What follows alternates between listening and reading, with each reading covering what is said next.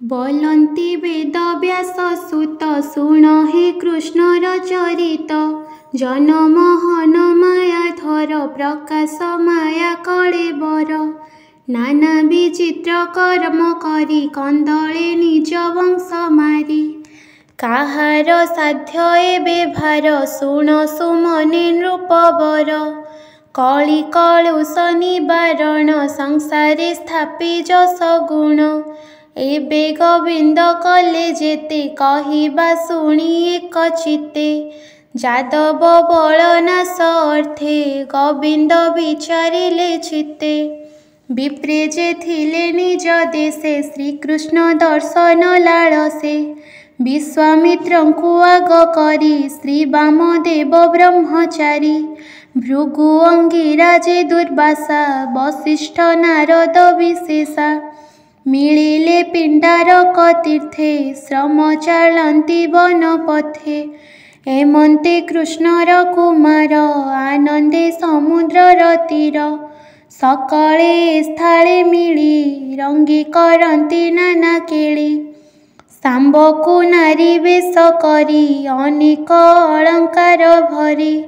प्रसव गर्भ प्राय करी उदरे लौह पात्र भरी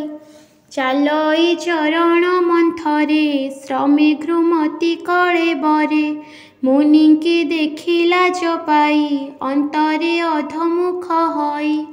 रहिला लता अभ्यंतरे एमंत श्रीकृष्ण कुमरे मुनिंक पणे जाई धीरे करल जुगल सिरे कमल मधुर वचने बोलन्ति शुण विप्रजने जादव वंश नारी एहि अनेक दिनु गर्भ बही प्रसव नहे कि कारणे कहिलु तुम्भर चरणे लाजे न रहे तुम्भ आगे चली न पारे श्रम भागे तुम्भे सर्वज्ञ जन सार कि अछि गर्भरे हार पुत्र दुहिता कवि जात माया न करी कह सत शुणिण तांकर वचन कपि बइले मुनिजन ए नारी गर्भवास बाणी आम्भे जानिलु परिमाणी एहार गर्भे अछि बाळ निष्ठुर लौहर मुसळ आजी ए गर्भ प्रसरिब तुम्भर वंश विनाशिब कूल समूले करी नाश भूमिरे जेते जदु वंश हेमंते कही गले मुनि कृष्ण कुमरे ताहा शुणी ब्रज पड़िला जेह्ने मुंडे सांबकु घेनी राजदंडे तक्षणी लौह पात्र फेई पेटे खजंती हस्त देई कर्कश पिंगल पिछिड़ देखिले लौहर मुसळ गर्भ पड़िला वज्र प्राये देखि कंपिले महाभये लौह मुसळ तेल भरे चक्षु बुझिले निज करे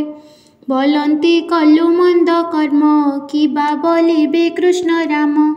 एमंत गोविंदर सुते लौह मुसळ घेनी हस्ते उग्रसेनर सभा तले मिलिले हृदय चंचले